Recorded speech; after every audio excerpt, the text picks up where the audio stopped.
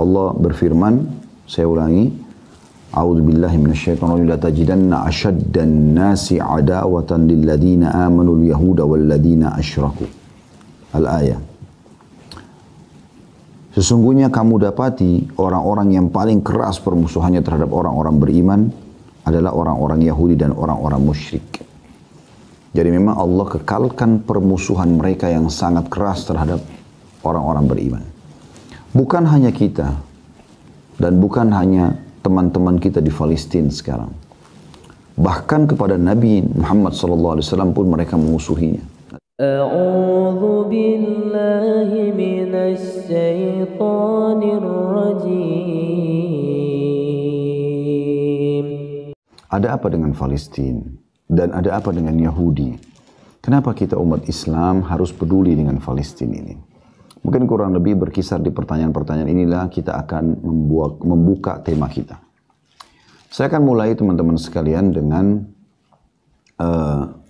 kaum Yahudi. Tentu kalau kita ingin rincikan secara etimologi, makna Yahudi, terminologinya, ini akan panjang. Maka saya akan langsung saja memaparkan apa yang disampaikan oleh langsung Allah Subhanahu wa Ta'ala, sumber yang tidak akan mungkin ada kekeliruan dan kesalahan, Tuhan alam semesta. Dengarkan bagaimana Allah Subhanahu wa Ta'ala menggambarkan tentang kaum Yahudi yang sedang menjajah warga atau masyarakat Muslim di Palestina. Teman-teman bisa buka surah Al-Maidah, surah nomor 5 ayat 82. Perhatikan bagaimana Allah kekalkan dalam firman-Nya, dan ini tidak akan mungkin berubah karena Allah tidak kekalkan dalam Al-Quran, kitabnya yang merupakan kalamullah atau perkataan Allah, kecuali memang ini adalah informasi yang valid. Sekali lagi Al-Maidah, teman-teman silakan buka aplikasi Al-Qurannya, surah nomor 5 ayat 82. Allah menggambarkan tentang Yahud dan menyebutkan nama mereka Yahudi ini. A'udzu billahi minasyaitonir rajim, la tajidanna ashaddun nasi adawatan lil ladzina amanu al-yahuda wal ladzina asyraku. Al-ayah. Saya katakan ayat karena sampai situ saksi bahasan kita, karena kita sedang ingin membahas masalah kaum Yahudi. Allah mengatakan, kalian pasti akan mendapatkan orang yang paling keras permusuhannya terhadap orang-orang beriman adalah Yahudi dan orang-orang yang berbuat kesyirikan. Orang-orang yang membuat kesyirikan. Ya, sekali lagi teman-teman yang belum membuka, silakan dibuka surah Al-Maidah, surah nomor 5, ayatnya ayat 82. Ya. Allah berfirman, saya ulangi, A'udzubillahi minasyaitonir rajim, la tajidanna ashaddan nasi adawatan lil ladzina amanu al-yahuda wal ladzina asyraku. Al-ayah. Sesungguhnya kamu dapati orang-orang yang paling keras permusuhannya terhadap orang-orang beriman adalah orang-orang Yahudi dan orang-orang musyrik. Jadi memang Allah kekalkan permusuhan mereka yang sangat keras terhadap orang-orang beriman. Bukan hanya kita dan bukan hanya teman-teman kita di Palestina sekarang. Bahkan kepada Nabi Muhammad SAW pun mereka memusuhinya. Nanti akan kita gambarkan melalui hadis-hadis Nabi sallallahu alaihi wa ala alihi wa sahbihi wasallam. Begitu juga dengan surah Al-Maidah juga ayat 64. Ya. Mereka teman-teman sekalian digambarkan oleh Allah Subhanahu wa Ta'ala. Jadi masih surah yang sama tapi kita mundur ya ke ayat 64-nya. Bukan hanya manusia yang mereka protes. Bukan hanya manusia yang mereka berlaku sewenang-wenang. Orang-orang Yahudi melampaui batas, bahkan berani memprotes Allah Subhanahu wa Ta'ala, dan bahkan memberikan penilaian-penilaian negatif terhadap Sang Pencipta Allah. Padahal mereka yakin itu adalah Tuhan mereka. Perhatikan Al-Maidah surah yang sama ayatnya 64. A'udzu billahi minasyaitonir rajim, wa qalatil yahudu yadullahi maglulah. Gullat aydihim wa lu'inu bima qalu bal yadahu mabsutatani yunfiku kayfa yasha wa la yazidanna katsiran minhum ma unzila ilayka min rabbika tughyanan wa kufra wa alqayna bainahumul adawata wal baghdha ila yaumil qiyamah kullama awqadu naran lil harbi atfa'aha Allah wa yas'auna fil ardi fasada wallahu la yuhibbul mufsidin. Ini perhatikan, Allah gambarkan Yahudi, orang-orang Yahudi berkata, tangan Allah itu terbelenggu. Bisa bermakna mereka mengatakan Allah itu pelit. Allah, mereka protes. Sebenarnya tangan mereka lah yang dibelenggu dan mereka lah yang dilaknat disebabkan apa yang telah mereka katakan itu. Dilaknat artinya diangkat berkah hidupnya. Tidak demikian, tetapi kedua-dua tangan Allah terbuka. Dia menafkahkan atau memberikan rezeki sebagaimana dia kehendaki. Dan Al-Quran yang diturunkan kepada Muhammad dari Tuhanmu sungguh-sungguh akan menambah kedurhakaan dan kekafiran bagi kebanyakan di antara mereka. Mereka tidak akan pernah beriman. Susah sekali beriman. Ya. Jangankan di zaman sekarang. Di zaman Nabi Muhammad SAW dihitung jari orang Yahudi yang masuk Islam. Ya. Dan kami telah timbulkan permusuhan dan kebencian di antara mereka sampai hari kiamat. Setiap mereka menyalakan api peperangan, Allah memadamkannya dan mereka berbuat kerusakan di muka bumi dan Allah tidak menyukai orang-orang yang membuat kerusakan. Perhatikan di sini, Allah mengatakan kekal dalam Al-Quran setiap mereka menyalakan api peperangan. Artinya mereka terus akan menyalakan api peperangan dengan orang-orang beriman. Tapi Allah memadamkannya. Kayak kasus sekarang, beberapa hari mereka menyerang, tiba-tiba disoroti oleh seluruh dunia bahkan. Bukan cuma oleh kaum muslimin. Dan mereka suka sekali membuat kerusakan di muka bumi. Dan Allah tidak suka kerusakan. Begitu juga teman-teman sekalian, bagaimana Allah subhanahu wa ta'ala menggambarkan mereka dalam surah Al-Fatihah yang sering kali teman-teman baca ya. Kita baca, A'udzubillahi minasyaitonirrajim, ihdinas siratal mustaqim, tunjukkanlah kami jalan yang lurus. Lalu kita bilang apa? Siratal ladzina an'amta 'alaihim ghairil maghdubi 'alaihim waladdallin. Tunjukkanlah kami Allah jalan-jalan yang lurus. Jalan orang-orang yang telah Engkau berikan nikmat kepada mereka, maksudnya para nabi-nabi dan pengikut-pengikut yang beriman para nabi-nabi tersebut.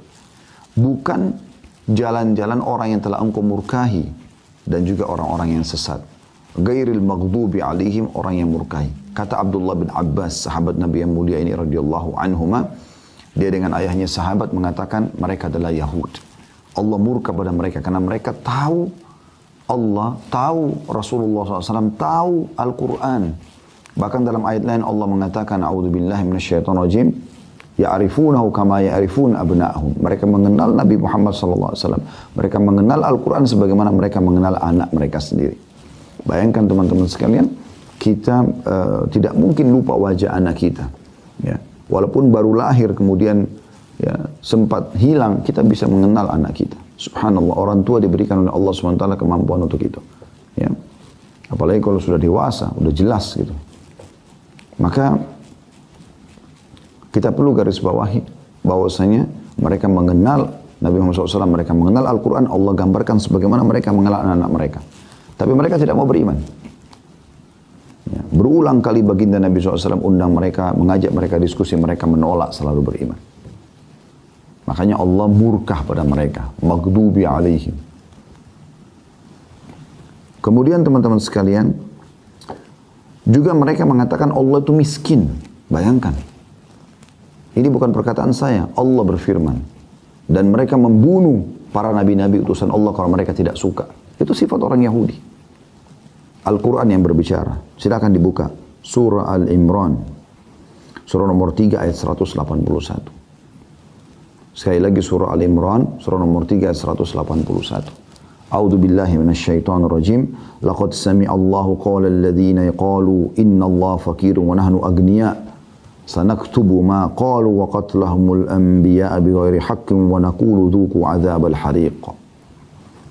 Artinya, Allah telah mendengar orang-orang Yahudi yang berkata Allah itu miskin dan kami kaya. Bayangkan. Jadi nggak usah berpikir lagi positif tentang mereka ini. Karena Allah sudah mengatakan begitu. Allah pun mereka katakan miskin. Apalagi kalau cuma saya dengan Anda. Maka kami akan catat apa yang mereka katakan itu. Bahkan mereka membunuh para nabi-nabi tanpa ada kebenaran. Mereka tidak punya hak. dan kami akan katakan kepada mereka, rasakanlah panasnya api neraka. Ya. Mereka pula teman-teman sekalian yang telah meminta kepada Nabi Musa alaihissalam, syarat mereka mau beriman, mereka meminta agar Allah ditampakkan dengan nyata. Dan Allah tidak menampakkan dirinya kepada makhluknya kecuali di hari kiamat nanti. Dan yang melihat wujud Allah subhanahu wa ta'ala yang maha sempurna hanya ahli surga nanti. Dan itu nikmat terbesar di surga. Yang dijelaskan dalam hadis-hadis yang sahih. Pada saat ahli surga sudah masuk ke dalam surga semuanya, dan ahli neraka masuk ke dalam neraka. Di neraka nggak ada lagi kecuali orang-orang yang kekal. Orang musyrik, orang munafik, ya, orang-orang kafir. Orang beriman yang masih punya dosa sudah bersih, semua dosanya sudah dikeluarkan, sudah bersih dari neraka, semua masuk surga. Allah bertanya kepada ahli surga, apakah kalian sudah merasa puas dengan nikmat yang aku berikan?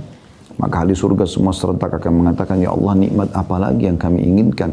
Setelah engkau selamatkan kami dari neraka, engkau masukkan kami ke dalam surga. Maka tentu ini nikmat terbesar nanti hari kiamat, karena tidak ada pilihan lain. Surga atau neraka, surga nikmat abadi, atau neraka siksa abadi. Maka mereka mengatakan, nikmat apa lagi yang kami inginkan? Maka dalam hadis ini kata Nabi SAW, Allah mengangkat hijabnya. Maka pada saat itu ahli surga pertama kali melihat wujud Allah yang asli, maka serentak mereka berkata, ya Allah, tidak ada nikmat yang mengenakan melihat wajahmu yang mulia. Makanya Nabi Muhammad SAW mengajarkan kepada kita di akhir doa-doa, di tahiyat terakhir ya. Sebelum salam kita dianjurkan membaca di antara potongan doa, wa as'aluka ladzatan nazara ila wajhik. Ya Allah, aku minta kelezatan dan kenikmatan melihat wajahmu yang mulia. Ya. Mereka mengatakan dalam Al-Baqarah surah nomor 2 ayat 55, nantang Nabi Musa, kami mau beriman tapi syaratnya kau harus lihatkan Allah. Melihat Nabi Musa AS sudah cukup sebenarnya. Utusan Allah, dia membawa firman Allah, Taurat. Dia mengajarkan kebaikan-kebaikan.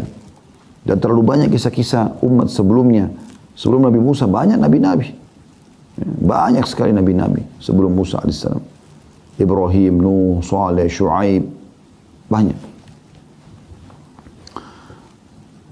Dalam firman Al-Baqarah, firman Allah SWT Al-Baqarah surah nomor 2 ayat 55 berbunyi, a'udzubillahi minasyaitonirrajim, wa idh qultum ya Musa lan nu'mina laka hatta narallaha jahratan fa akhadhatkumus sa'iqatu wa antum tanzurun. Ingatlah pada saat kalian berkata kepada Musa, hai Bani Israel, hai orang Yahudi, kami tidak akan beriman kepadamu, lan nu'min. Perhatikan kata-kata lan ini teman-teman. Lihat, perhatikan huruf bahasa Arabnya lan. Dalam bahasa Arab ada 3 kosakata bisa digunakan untuk tidak. Ada la biasa kayak yang Anda pelajari di huruf hijaiyah. Itu artinya tidak. Ada lam dengan mim. Lam dibaca artinya tidak pernah. Ada lan. Lam dengan nun. Lan artinya tidak akan pernah. Mereka mengatakan apa? Lan nu'mina laka. Kami tidak akan beriman padamu hai Musa. Hatta narallaha jahra. Sampai kami melihat Allah secara nyata. Maka Allah mengatakan kami pun menyambarkan petir kepada kalian. Sementara kalian melihat. Jadi yang meminta itu disambar petir oleh Allah sementara dimatikan depan teman-temannya semua. Dan sekian banyak teman-teman sekalian ayat-ayat Al-Quran yang menggambarkan tentang orang-orang Yahudi ini. Tapi di sini kita cukupkan. Ini bagaimana Allah menggambarkan. Jadi tidak usah kita yang gambarkan lagi. Begitulah Allah gambarkan musuh kaum muslimin ini. Ya. Sekarang kita lihat bagaimana dalam hadis-hadis Nabi sallallahu alaihi wa ala alihi wa sahbihi wasallam. Kita mulai dengan hadis Bukhari, pengakuan Abdullah bin Salam radhiyallahu anhu, salah satu pendeta Yahudi. Orang ini menghafal Taurat dan dianggap orang yang paling alim di antara pendeta Yahudi di Madinah pada masa itu. Dia datang kepada Nabi SAW lalu masuk Islam. Perkataan pertama Abdullah bin Salam radhiyallahu anhu setelah masuk Islam, dan ini jarang sekali terjadi. Ini betul-betul orang yang mau ikutin hati nurani dari Yahudi bisa seperti ini. Dia mengatakan, wahai ya Rasulullah, jangan sampaikan ke Yahudi tentang masuk Islamku sampai Anda mengundang mereka dan mengajak mereka untuk masuk Islam. Karena sesungguhnya Yahudi itu kaum yang suka berkhianat. Ini perkataan pendeta mereka dalam hadis Bukhari. Hadis yang sahih. Maka Nabi SAW mengundang beberapa pendeta Yahudi. Di antaranya Huyai bin Akhtab. Ini salah satu pendeta Yahudi juga yang dikenal. Yang mati dalam keadaan kufur. Dan anaknya, Sofia binti Huyai, itu menjadi istri Nabi SAW pada saat pembebasan Khaybar nantinya. Yang jelas teman-teman sekalian, dipanggillah mereka oleh Nabi SAW, lalu Nabi SAW berkata pada mereka, hai Yahudi, masuk Islam lah. Kalian tahu, aku ini utusan Allah. Kalian tahu Al-Quran benar. Bahkan 3 suku Yahudi yang tinggal bersama Nabi SAW di Madinah, Qainuqa, Nadhir, dan Quraidah, 3-3-nya ini saudaraku seiman, pindah ke Madinah sebelum Nabi SAW lahir. Jauh. Sampai mereka turun-temurun tinggal di Madinah hanya karena tahu Madinah adalah mahjarun Nabi. Tempat hijrahnya Nabi terakhir. Dan mereka yakin, bahkan mereka sering berkata kepada orang-orang penduduk asli Madinah dari 2 suku Aus dan Khazraj. Nanti setelah Islam dikenal dengan Ansar. Mereka selalu mengatakan, nanti akan keluar Nabi terakhir di sini, kami akan beriman dan kami akan perangi kalian. Tapi waktu Nabi Muhammad SAW diutus, mereka memungkirinya. Mereka tidak mau beriman. Karena maunya Nabi sesuai dengan hawa nafsu mereka. Apa kata Yahudi tersebut? Kami nggak mau beriman kepadamu. Lalu kata Nabi Muhammad SAW, bagaimana pendapat kalian tentang Abdullah bin Salam? Mereka mengatakan, itu adalah Sayyidina wa ibnu Sayyidina. Dia adalah Tuhan kami dan anak Tuhan kami. Wa alimuna. Dan dia adalah orang yang terpintar di antara kami. Orang yang paling alim, yang paling berilmu dia. Kata Nabi Muhammad SAW, bagaimana kalau Abdullah bin Salam masuk Islam? Mereka bilang, nggak mungkin. Mereka pungkiri, nggak mungkin itu. Kata Nabi SAW, wahai Abdullah, keluarlah. Abdullah bin Salam kebetulan berada di belakang, sebelah tembok ya, sebelah tirai.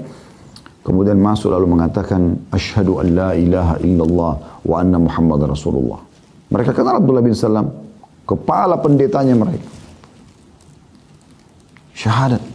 Mereka kaget luar biasa gitu. Sampai akhirnya mereka tiba-tiba langsung membalik fakta. Bayangkan, langsung mereka mengatakan dia adalah orang yang terbodoh di antara kami. Dia orang yang paling terhina di antara kami. Ini dalam hadis Nabi SAW, selain ayat-ayat Al-Quran tadi. Begitu muamalahnya mereka.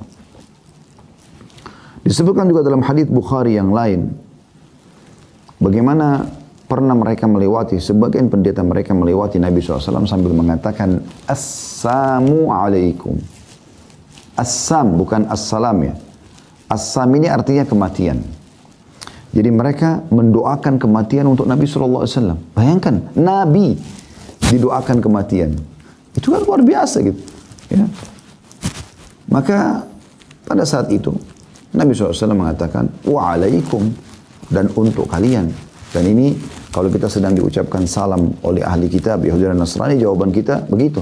Misalnya ada teman anda di kantor atau partner bisnis atau siapa saja orang mengatakan Assalamualaikum, kita mengatakan Waalaikum saja. Tidak usah ada assalamnya gitu kan. Tapi pada saat itu Ummul Mukminin Aisyah radhiyallahu anha sangat tahu apa yang mereka ucapkan. Lalu kemudian Aisyah marah mengatakan semoga laknat dan murka Allah turun pada kalian. Lalu kata Nabi SAW, wahai Aisyah, tenanglah. Kata dia, ya Rasulullah, tidak anda dengar apa yang dia ucapkan? Mereka ucapkan asam gitu, kematian. Kata Nabi SAW, tidakkah kau dengar apa yang sudah aku jawab? Aku sudah jawab, wa'alaikum.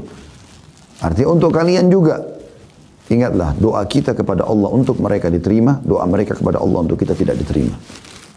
Tapi bayangkan, mereka doakan kematian untuk Nabi Muhammad SAW. Apalagi kalau cuma pengikutnya saja. Ya, anda mungkin sempat lihat cuplikan, saya lihat cuplikannya bagaimana muslimah pakai jilbab, ya, dikumpulkan di depan anak-anak kecil, kemudian mereka tembak mati. Bagaimana anak kecil mereka sembelih, mereka tembak. Belum lagi pemerkosaan yang terjadi, belum segala macam hal. Kejahatan yang mereka lakukan luar biasa gitu. Dan Nabi Muhammad SAW sudah mengajarkan kepada kita bagaimana bermuamalah dengan mereka. Di Madinah tadi saya bilang ada 3 suku Yahudi, Qainuqa, Nadhir, dan Quraidah. Dan 3-3-nya diusir oleh Nabi SAW dari Madinah. Kenapa diusir? Ada sebabnya. Waktu Nabi SAW hijrah ke Madinah, tahun 1 Hijriah, sekarang kita berada di tahun 1442 Hijriah. Waktu Nabi SAW hijrah ke Madinah, beliau membangun 3 pondasi dasar negara. Yang pertama itu membangun masjid. Pertama Masjid Quba, beberapa hari kemudian lalu membangun masjid beliau, Masjid Nabawi. Ya. Ini sebagai simbol kalau Madinah adalah kota Islam. Karena mayoritas penduduknya masuk Islam. Dari suku Aus dan Khazraj. 2 suku asli Arab di Madinah. Kemudian beliau mempersaudarakan muhajirin dan ansar. Mu'akhah. Ya. Dibangun ukhuwah. antara pendatang dari luar Madinah, yaitu penduduk dari Mekah, muhajirin yang hijrah, dan penduduk Madinah sendiri asli, sehingga tidak ada rasisme dalam Islam. Semua sama, bahkan penduduk asli dianjurkan Nabi SAW untuk menyambut saudara mereka. Maka setiap orang Ansar berusaha memperebutkan siapapun dari muhajirin agar tinggal di rumah mereka. Bahkan mereka ada yang kelaparan, yang penting muhajirin ini makan. Ada yang memberikan rumahnya walaupun mereka harus pindah rumah. Mereka ada yang memberikan hartanya. Ya. Allah sebut dalam surah Al-Hashr. A'udzu billahi minasyaitonir rajim wa yu'thiruna 'ala anfusihim walau kana bihim khasasah. Dan mereka memaksakan diri mereka walaupun mereka sendiri butuh. Itu adalah orang-orang Ansar kepada para muhajirin. Ini adalah bahasan sendiri, saya tidak bahas ini. Sekarang yang ketiga adalah mu'ahadah. Ini adalah menulis kesepakatan damai dengan orang-orang Yahudi yang ada di Madinah pada saat itu. Agar mereka sama-sama menjaga Madinah, mereka tidak boleh berkhianat, ya, dan seterusnya. Yang terjadi teman-teman sekalian, subhanallah, 3 suku Yahudi ini berkhianat. Yang pertama Qainuqa. Akhirnya Nabi SAW kepung dan usir mereka dari Madinah. Sebabnya adalah ada seorang wanita muslimah yang belanja di toko Yahudi. Jadi kalau ibaratnya meja ini adalah kota Madinah pada zaman itu, setiap suku itu berkumpul sendiri. Dan mereka punya benteng, mereka ya buat tembok besar. Di dalam itu pemukiman mereka juga ada pasar mereka. Pagi hari mereka buka pintu gerbang, siapa saja boleh masuk. Dan nanti ada tembok besarnya Madinah yang melindungi semuanya. Ya. Begitu keadaan di zaman Nabi SAW. Maka pada saat itu teman-teman sekalian, ada satu muslimah sahabat Nabi belanja di pasar Yahudi. Waktu dia masuk ke pasar itu, pemilik toko Yahudi ini menggoda agar muslimah ini membuka cadarnya atau membuka hijabnya. Jadi dia tolak. Nah Yahudi ini nakal, dia mencantolkan sebuah besi tajam sehingga tanpa disadari oleh sahabat ini, kemudian pada saat dia bergerak sobek bajunya, kelihatan auratnya. Maka si pemilik toko menertawakan hal tersebut dengan teman-temannya.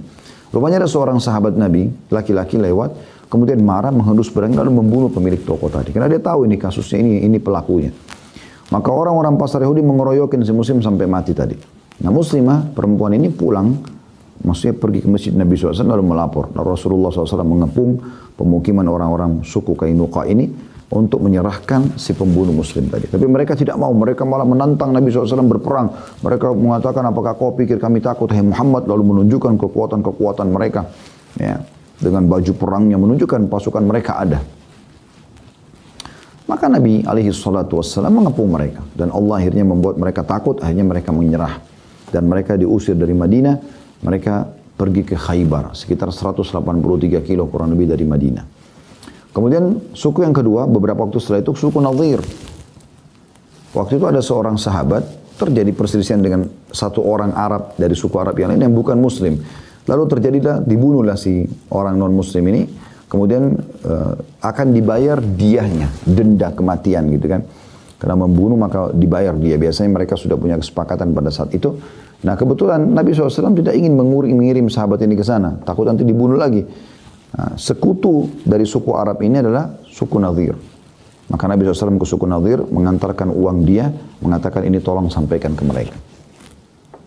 Para pendetanya diskusi mengatakan, baiklah tunggulah sebentar hai Muhammad. Mereka dengan tidak sopan, tidak mengajak Nabi SAW ke sebuah tempat yang Nabi SAW bisa duduk nyaman. Mereka biarkan Nabi nunggu di dekat sebuah rumah. Ya, lalu Nabi SAW duduk sambil bersandar di tembok rumah itu. Bersama Abu Bakar, Umar, dan beberapa orang sahabat. Lalu satu pendeta Yahudi mengatakan, sungguh kalian tidak akan mendapatkan peluang untuk membunuh Muhammad seperti sekarang. Siapa yang naik ke atas rumah lalu lemparin batu, biar kepalanya hancur, biar dia mati. Ada satu Yahudi mengatakan, saya. Dia naik ke atas rumah tersebut, wahyu turun. Jibril AS menyampaikan kepada Nabi SAW berita tersebut. Lalu Nabi SAW sudah tahu di atasnya ada yang melempar batu, maka beliau tidak buat kecurigaan. Beliau berdiri, lalu beliau jalan. Sampai beberapa sahabat yang bersama beliau pun, Ridwanullah alaihim, Abu Bakar, Umar, Talha dan beberapa sahabat tidak tahu. Masalah Zubair, bukan Talha. Ya, tidak tahu Nabi SAW mau kemana. Tapi karena lama nunggu mereka pun pulang. Mereka pulang ke masjid Nabi SAW, mereka temukan Nabi sudah siapin pasukan. Kenapa ya Rasulullah begini ceritanya? Maka Nabi SAW mengepung lagi benteng Nadhir. Dan meminta yang di atas rumah itu yang mau membunuh berikan kepada kami. Karena mereka tidak mau makan, mereka menentang perang Nabi SAW. Maka Allah permalukan mereka. Allah permalukan mereka. Diceritakan dalam surah Al-Hashr. Kemudian Allah pun mengeluarkan mereka dari benteng-benteng mereka dan meninggalkan itu untuk ghanimah bagi muslimin. Kemudian mereka pergi ke Khaybar.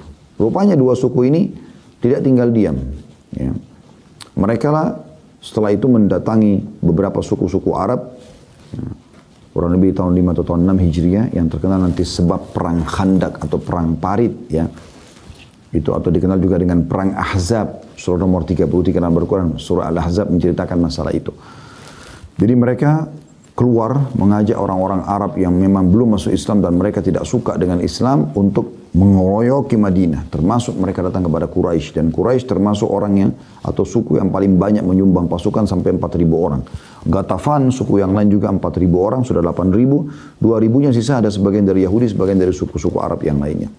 Nanti setelah perang Khandak, perang Parit ini, Nabi SAW menyerang mereka satu persatu sebagai hukuman gitu ya. Yang jelas mereka datang dengan 10.000 pasukan dan semuanya berkuda. Pemicu utamanya adalah dua suku Arab ini, Qainuqa dan Nadhir. Nah, satu suku Yahudi yang lain, Quraidah, tidak mau ikut-ikutan. Mereka tetap di Madinah, mereka mau tetap damai bersama Nabi SAW. Tapi karena digoda oleh dua suku ini, datang utusannya dan mengatakan, kalian untuk apa berpegang pada kesepakatan damai sama Muhammad? Lihat 10.000 pasukan sudah datang. Bentar lagi kita akan hancurkan Madinah dan kalian akan berkuasa. Ayo kita bagi-bagi aja. Ayo kita bagi-bagi aja Madinah ini. Ya. Maka akhirnya Quraidah pun berkhianat. Intinya Allah SWT setelah 43 hari mereka mengepung Madinah, mengusir mereka dengan angin yang kencang dan membuat ya terjadinya kacau balau di pasukan mereka sehingga mereka pulang, bubar semuanya, dan akhirnya Quraidah pun dihukum oleh Nabi SAW, dikepung. Ya, karena mereka berkhianat, maka semua kaum laki-lakinya dihukum mati pada saat itu. Ini muamalah yang Nabi SAW sampaikan. Tapi selama mereka tidak berkhianat, maka Nabi SAW tidak pernah melanggar damai. Bahkan Nabi SAW pernah diundang makan dan datang. Gitu kan? Mereka lah yang berusaha teman-teman sekalian untuk meracuni Nabi SAW. Meracuni Nabi SAW di perang Khaybar. Ya. Pada saat muslimin sudah menang, menembus benteng-benteng mereka, maka ada satu wanita yang sepakat dengan pendeta Yahudi untuk menaruh racun. Dan mereka tahu Nabi SAW sangat gemar makan paha kambing. Apa yang mereka lakukan teman-teman sekalian? Ya, mereka meletakkan nampan, satu nampannya ada roti gandumnya itu ada paha kambing, dan mereka tahu ini Nabi paling gemar, dan juga ini sahabat juga tahu ini kesukaan Nabi SAW. Mereka berikan nampan-nampan yang banyak, yang lain tidak ada semua paha. Maka sahabat melihat nampan tersebut, mereka mendahulukan Nabi SAW. Dan pada saat itu sudah 3 hari para sahabat kehabisan makanan sebelum menembus benteng Khaybar ini. Intinya disiapkanlah makan, sahabat menunggu Nabi SAW. Memulai pada saat Nabi mencuil dagingnya ya, dan masukkan ke dalam mulut, tiba-tiba Nabi SAW mengatakan, hentikan tangan kalian. Hentikan tangan kalian. Maka para sahabat bingung, mereka sudah kelaparan 3 hari, ada apa ini? Nabi SAW mengatakan, hentikan tangan kalian. Setelah hentikan, kata Nabi SAW, panggilkan pendeta-pendeta Yahudi. Tidak panggil. Begitu datang mereka, teman-teman sekalian, apa yang terjadi? Nabi SAW menanyakan kepada mereka 3 pertanyaan. Yang pertama, Nabi bilang dulu, ya ma'asyiral Yahud, antum musaddiqi in sa'altukum an syai'. Hai orang Yahudi, kalian jujur enggak kalau saya tanya sesuatu? Kata orang Yahudi, tentu saja. Maka kata Nabi SAW, siapa kakek kalian? Kebetulan orang-orang Yahudi di Madinah 3 suku ini, Qainuqa, Nadhir, dan Quraidah. Ya. Itu teman-teman sekalian, mereka memang orang-orang yang punya jalur kakek, satu orang kakek yang mereka tahu ini lemah orangnya, nggak layak untuk dikenang dalam sejarah. Itu pertimbangan orang Yahudi. Maka mereka alihkan nama, ganti nasab mereka ke orang Yahudi yang lain dikenal dengan perkasanya gitu. Dan tidak ada yang tahu. Orang Yahudi pun banyak tidak tahu. Tapi Nabi SAW tahu melalui wahyu. Nabi SAW tanya mereka sebagai pertanyaan jebakan nih.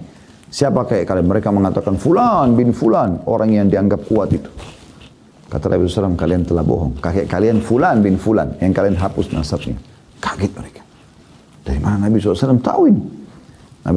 Mereka diam. Lalu Nabi SAW tanya lagi, hai Yahud, antum musaddiqi in sa'altukum an syai'. Hai orang Yahudi, jujur gak kalau saya tanya lagi? Mereka bilang, iya. Kalau kami bohong, pasti Allah akan buka kepadamu sebagaimana Allah buka kepadamu siapa kakek kami. Dan ini riwayat Bukhari. Hadis yang sahih. Maka kata Nabi SAW, man ahlun nar, siapa penghuni neraka? Mereka mengatakan kalimat yang unik. Ini hadis yang sahih riwayat Bukhari. Kata mereka, kami akan masuk ke neraka dulu, lalu digantikan oleh kalian, hai muslimin. Jadi mereka tahu mereka akan masuk neraka, subhanallah. Akan dipanggang, dibakar di neraka. Tapi saking kerasnya hatinya sampai seperti itu. Kata Nabi SAW, kalian telah bohong. Kami tidak akan pernah menggantikan kalian. Artinya kalian akan kekal di neraka itu. Lalu kemudian Nabi SAW tanya yang ketiga kali. Ya ma'asyar Yahud, antum musaddiki an sa'altukum an syai'. Hai Yahudi, jujur ya kalau saya tanya lagi. Kata orang Yahudi, tentu saja. Udah gak bisa bohong lagi karena sudah 2 kali mereka ketahuan bohong. Maka kata Nabi SAW, apakah kalian letakkan racun di makanan ini? Di sini sahabat baru faham, oh ternyata ada racunnya. Kata mereka, iya. Kata Nabi SAW, kenapa? Supaya Nabi sudah tahu sebabnya. Mereka mau bunuh Nabi SAW. Tapi Nabi ingin sahabat-sahabat dengar. Dan sampai kepada seluruh muslimin umatnya sampai menjelang hari kiamat. Ini loh Yahudi. Terbukti juga hari ini terdengar oleh Bapak Ibu sekalian.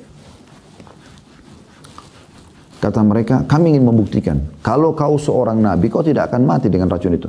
Kau tidak akan kena racun itu. Tapi kalau kau seorang raja yang hanya merebut kekuasaan, maka kau akan mati dengan racun kami. Tapi luar biasanya Pak teman-teman. Nabi kan tahu sekarang. Berarti mereka tahu kalau itu adalah Nabi. Maka mereka berkata, hai Muhammad, siapa yang beritahukan kepadamu?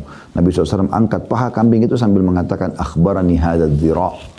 Yang telah menyampaikan kepadaku tentang racun tersebut adalah paha ini.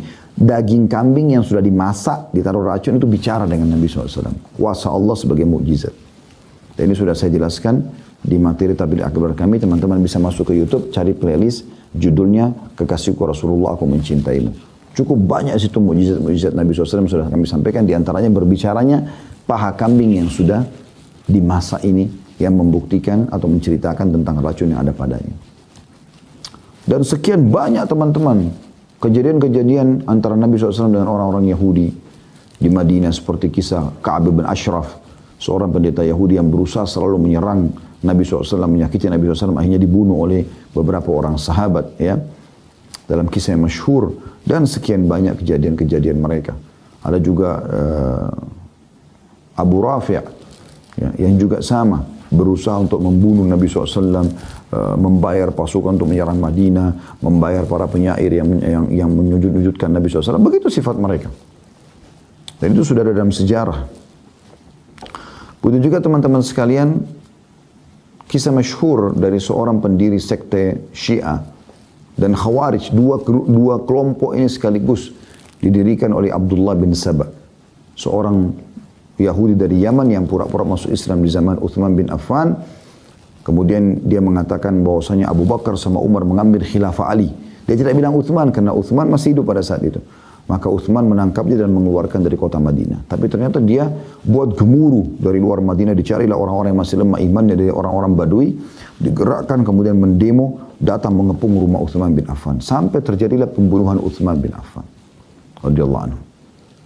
Dan dia pendiri sekte Syiah ini, dia yang mengatakan bahwasanya ya, setelah Uthman terbunuh, bahwasanya di zaman khilafahnya Ali, Abu Bakar, Umar dan Uthman mengambil khilafah Ali. Maka Ali marah dengan dia. Ali mengatakan, dari mana kau katakan setelah ditangkap? Saya sendiri tidak pernah bilang itu. Maka dia bilang, memang saya yakin begitu. Kata Ali, kau harus bertaubat. Ya. Kalau enggak, kau akan saya cambuk 80 derah hukuman terhadap pendusta, penyebar berita bohong. Maka dia mengatakan, ya, saya tidak mau. Kata Ali, kalau kau tidak mau, saya akan hukum mati kamu. Karena kau melanggar pemerintah. Ya. Kata dia, kalau kau bunuh saya, kau adalah Tuhan. Maka Ali hukum mati. Yang sampai sekarang kuburannya di Iran dipuja-puja. Padahal sebenarnya dia adalah historinya seperti ini. Ya. Dan dialah pemicu juga kelompok Khawarij.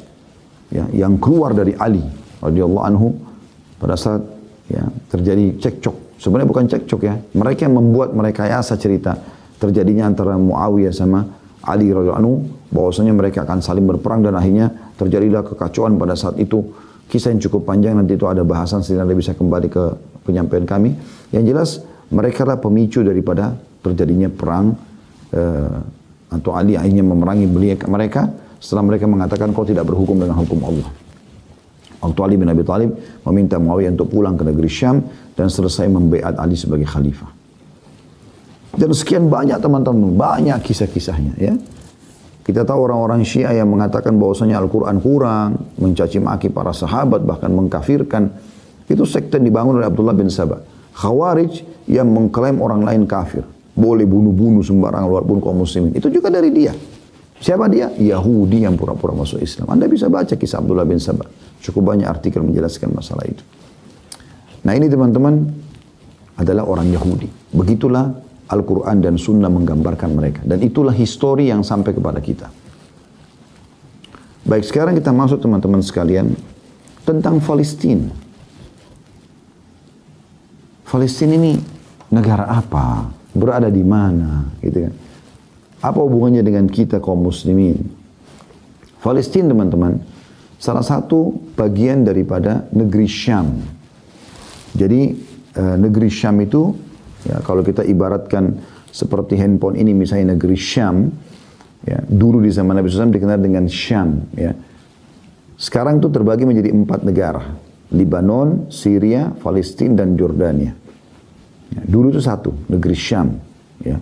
Yang Allah mengatakan dalam surah Quraisy, ya, Rihlatas syita'i was saif. Perjalanan musim dingin dan musim panas. Itu mereka ke negeri Syam dan Yaman. Gitu ya.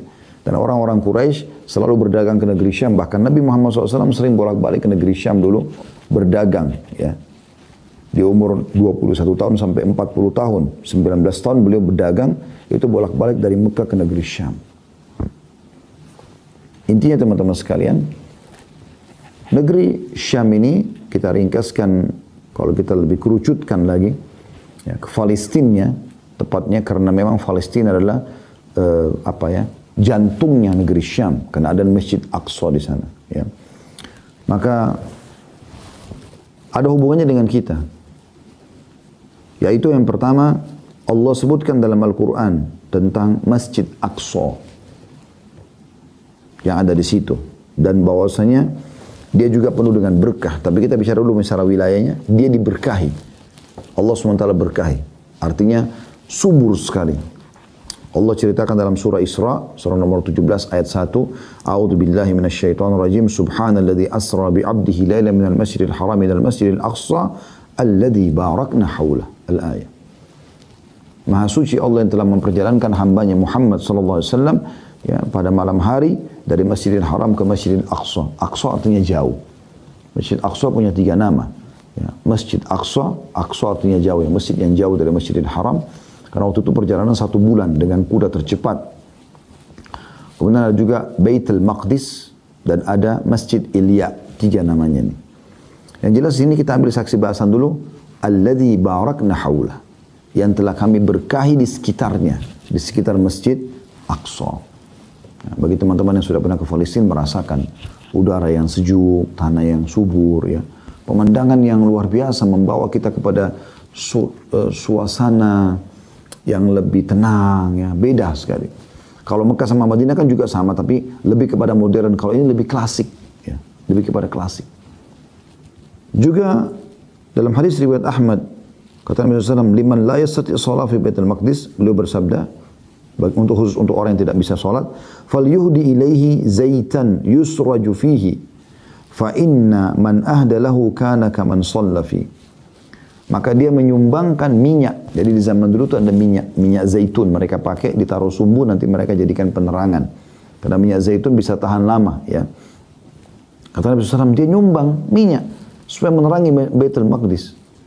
Siapa yang meneranginya, walaupun dia tidak sempat sholat di sana, maka dia akan mendapatkan pahala seperti sholat di dalamnya. Bayangkan, seperti baru dilahirkan oleh ibunya, bersih. Jadi orang Palestina punya keutamaan luar biasa. Setiap hari mereka bisa dapat keutamaan ini kalau mereka sholat di sana.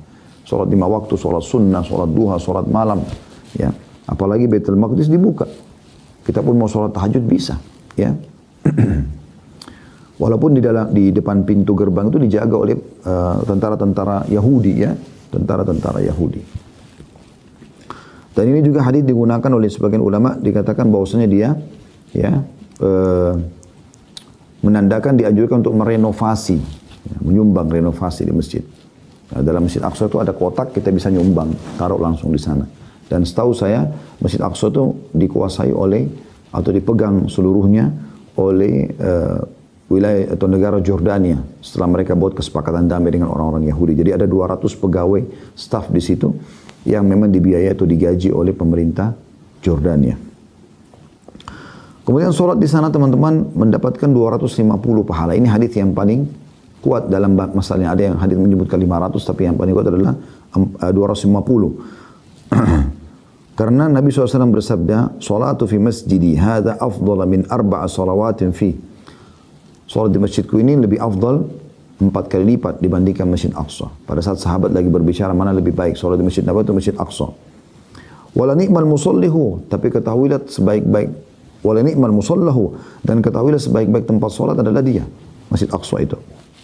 Wala yushikanna ay yakuna lirajuli mithlu siyati kausihi minal ardi haitsu yara minhu baitul maqdis khairun lahu minad dunya jami'a.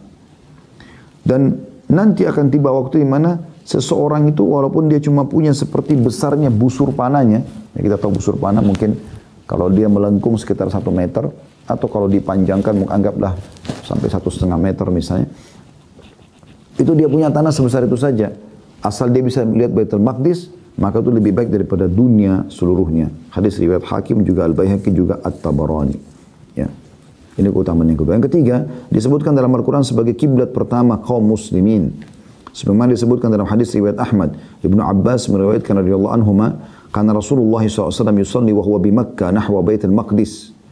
Bahwasanya Nabi SAW sholat di Mekah mengarah ke Baitul Maqdis, wal Ka'batu baina yadayhi, sementara Ka'bah ada di depan beliau. Wa ba'da ma hajara il Madinah 16 syahra, dan setelah hijrah ke Madinah beliau masih sempat menghadap Masjid Baitul Maqdis itu selama 16 bulan. Thumma surifa ilal Ka'bah, kemudian dialihkan ke Ka'bah. Tentu banyak dari sini saya cukupkan. Kemudian yang keempat, dia adalah tempat mi'rajnya Nabi SAW, sebagaimana itu sudah kita tahu. Dan kata Nabi SAW dalam hadis riwayat Muslim, utitu bil buraq wa huwa dabbatun abyadun tawilun fawqa al-himari wa dunal bagal. Aku telah didatangkan pada saat malam Isra seekor hewan kuda bernama buraq, yaitu hewan berwarna putih yang tinggi badannya antara keledai dengan bagal. Bagal ini peranakan antara kuda sama keledai. Yadha'u hafirahu 'inda muntaha tarfihi, dan dia dihiasi dengan segala macam hiasan, dan dimanapun matanya menatap di situ kakinya sudah tiba.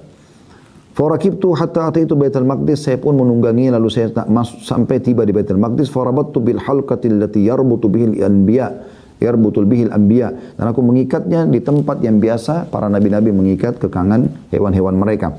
Tsumma dakhaltu masjid fa shallaitu fihi rak'atain, lalu aku masuk ke Masjid Baitul Maqdis, lalu aku salat di situ 2 rakaat. Nabi SAW salat di situ. Tsumma kharajtu fa ja'ani Jibril alaihi salam bi ina'in min khamrin wa ina'in min laban. Lalu aku keluar dari masjid, lalu kemudian Jibril datang membawa kepadaku 2 bejana, bejana dari susu dan bejana dari khamr dan bejana dari susu. Fakhtartul labana, maka aku pun memilih bejana susu. Faqala Jibril alaihissalam, ikhtartal fitrah, maka Jibril mengatakan kau telah memilih fitrah Islam. Thumma urija bina ila sama, kemudian kami pun dinaikkan ke langit dari Baitul Maqdis. Yang kelima, tidak akan dimasukkan oleh Dajjal, ya. Sebagaimana Nabi SAW bersabda dalam hadis riwayat Ahmad, andartukumul masiha wa huwa mamsuhul ain, aku telah mengingatkan kepada kalian al-masih, maksudnya Dajjal, yang telah terhapus atau rusak matanya. Yasiru ma'ahu jibalul khubus wa anharul ma', dia akan berjalan dengan gunung-gunung roti dan juga sungai-sungai air. Yamkuthu fil ardi arba'ina sabaha, dia akan tinggal di muka bumi 40 pagi. Ya bulugu sultanu kullu manhal, maka kerajaannya juga akan sampai kepada seluruh telaga-telaga air atau mata-mata air. La ya'ti arba'ata masajid, tapi dia tidak akan bisa masuk ke 4 masjid. Al-Ka'bah, Masjidil Haram Mekah, Masjidil Rasul, Masjid Nabi SAW di Madinah, Masjidil Aqsa, Masjid Aqsa, Wat-Tur, dan juga wilayah At-Tur. Ya. Jadi ini teman-teman sekalian, gambaran tentang Baitul Maqdis. Ya. Dan dari apa yang kita sampaikan tadi ini teman-teman sekalian semuanya, sudah cukup memberikan gambaran kepada kita bagaimana kedudukan Baitul Maqdis, Palestina, dan juga orang-orang Yahudi yang sedang menguasainya. Jadi perlu memang dibahas, ya, dan bagaimana kaum muslimin terus peduli, paling tidak menitipkan doanya. Bagi anda yang bisa menitipkan hartanya, bisa dititipkan harta, dan kami pun di Yayasan Sedekah Karti membuka peluang untuk bersedekah kalau anda mau bersedekah di sana untuk beberapa program di Palestina insyaallah biidznillah taala. Bismillahirrahmanirrahim.